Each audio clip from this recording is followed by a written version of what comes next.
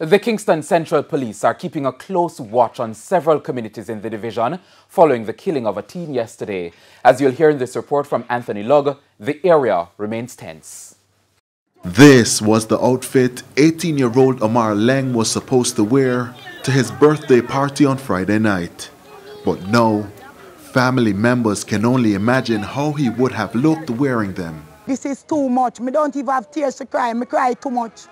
Right now, I just want justice. Reports indicate that sometime before 7 p.m. Friday, Leng was at the intersection of Charles and Orange Street when gunmen traveling in a motorcar sprayed bullets, hitting him multiple times before making their escape.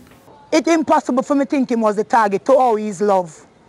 I don't know where in the shooter them head. I don't know. I pray to God. But them take him away from it. It's too soon.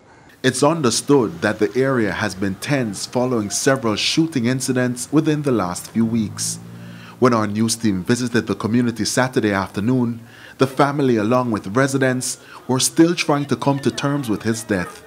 They say the Cavaliers Football Club striker was looking forward to traveling to the Dominican Republic with his team for the Caribbean Club Championship.